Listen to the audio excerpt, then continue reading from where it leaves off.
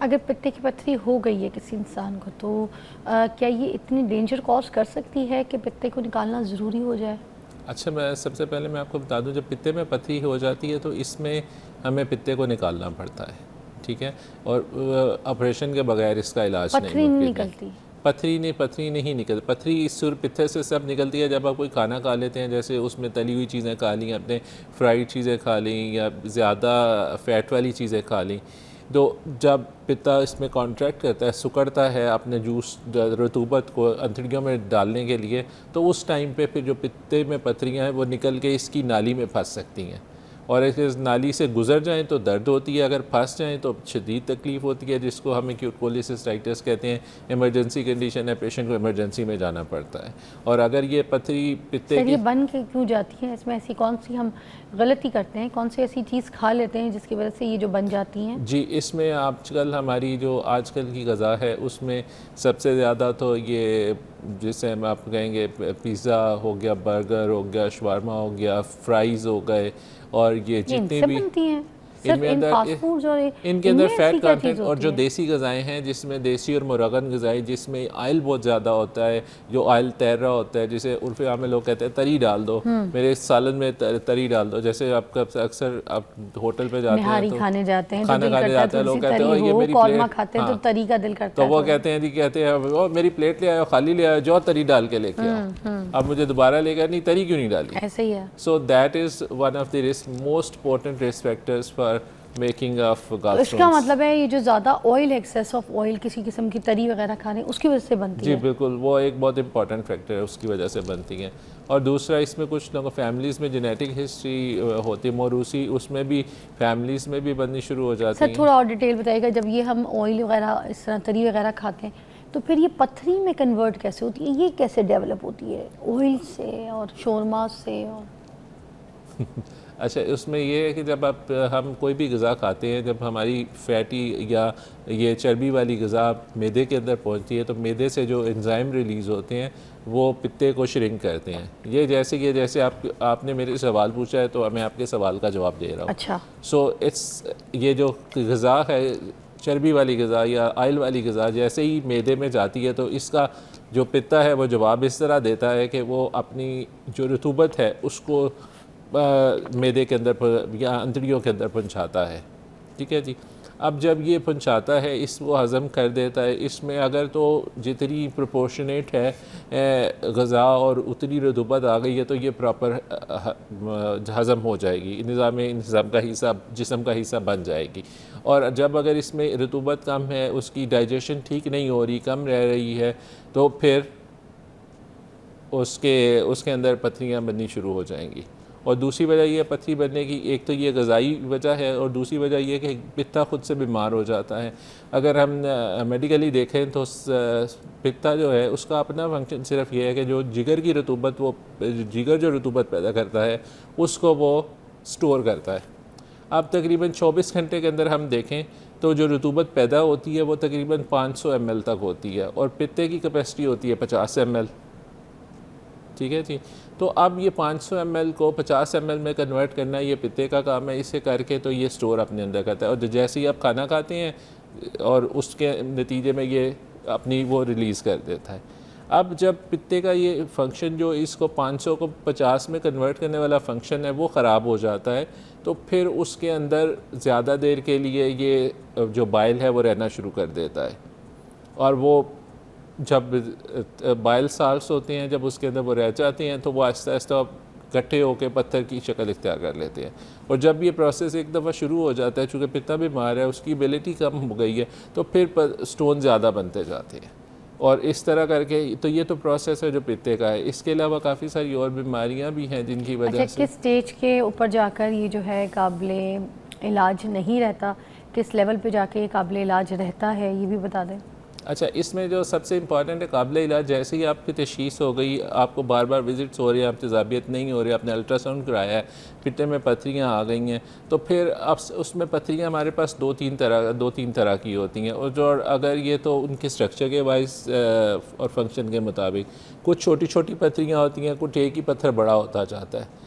तो जब आपके पित्ते में पथरियाँ छोटी छोटी हो जाएं तो फिर उसमें हम एडवाइस करते हैं कि जल्दी ऑपरेशन करवा लेना चाहिए, क्योंकि वो लोग आमतौर पे स्टोन नीचे पास करते हैं, उन्हें हम स्टोन पासर्स कहते हैं। अगर ये पास करें स्टोन्स तो उसमें फिर लबलबे की नाली अगर बंद हो जाए तो लबलबे की सोजिश भी हो सकती है, जो कि एक बड़ी मूजी बीमारी है।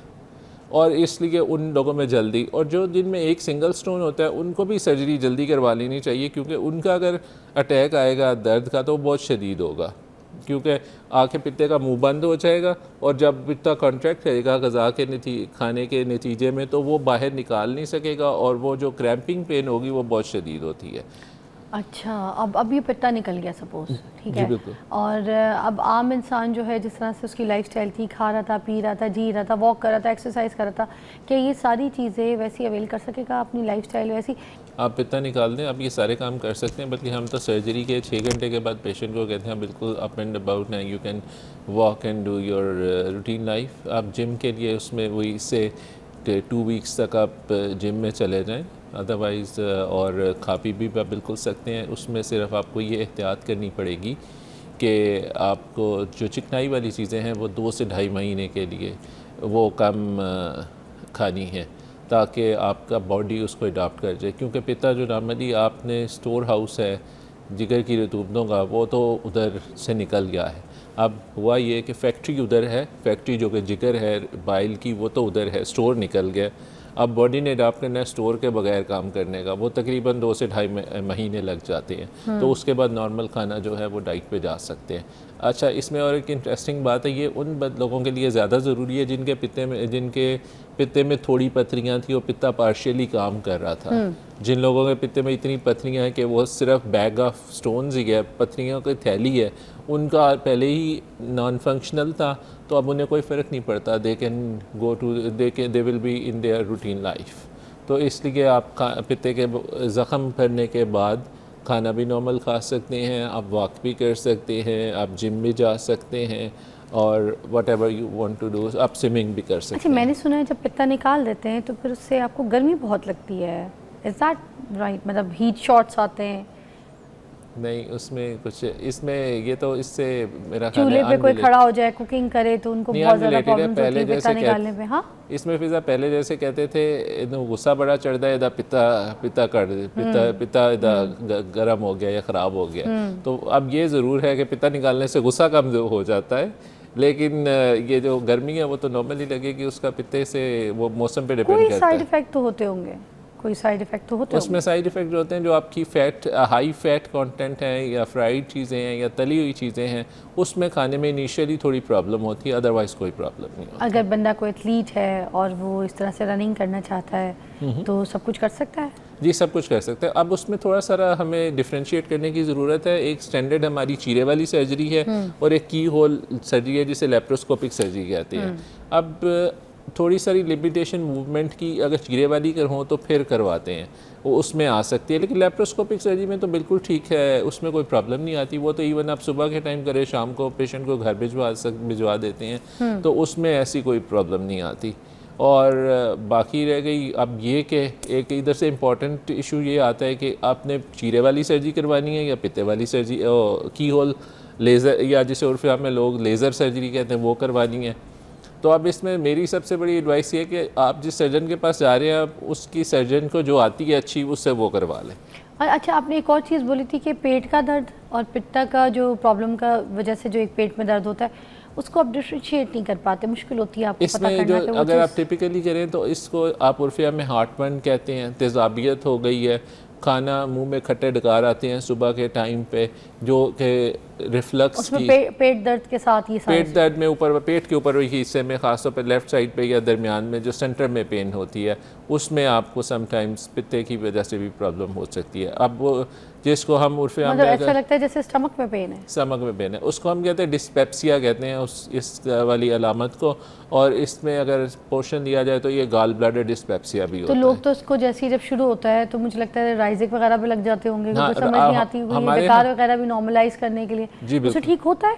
अगर तो वो जैसे सिर्फ मैदे की प्रॉब्लम है या पेट की तेज़ाबियत की प्रॉब्लम है तो वो राइजिक से ठीक हो जाता है। एक पेन जो कि राइजिक से को भी रिस्पॉन्ड नहीं कर रही और पेशेंट को बहुत ज़्यादा फ्रीक्वेंट राइजिक लेना पड़ रहा है, तो फिर उसके लिए पित्ते की दर्द या उसकी बीमारी के लिए उसकी तशखीस के लिए जाना चाहिए। सर फ्रीक्वेंट से क्या मुराद है, एक दिन में 3 ले लें, 5 ले लें या फिर? अच्छा, मैं आपको बता दूँ, ये जो राइजिक है ना, ये बहुत ज़्यादा इसकी डोजेज जो है ना गलत यूज़ की जाती है। अच्छा। अगर 20 मिलीग्राम वाला राइजिक है तो वो आप दिन में 2 कैप्सूल ले सकते हैं, यानी अच्छा। सुबह और शाम।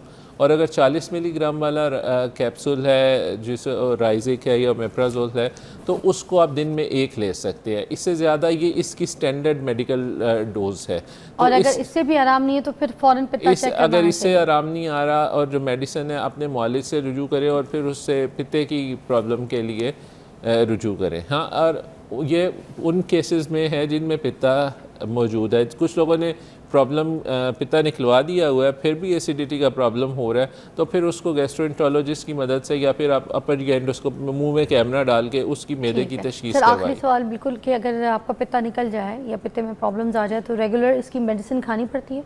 नहीं, बिल्कुल भी नहीं। पित्ता रेगुलर निकलने के बाद खानी है? पित्ता निकलने के बाद कोई भी मेडिसिन रेगुलर नहीं खानी पड़ती। नॉर्मल लाइफ में जी, वापस नॉर्मल लाइफ में वापस आ जाते हैं। ओके, चलिए जी। खाने में अगर कोई परहेज़ है तो वो भी बता दें।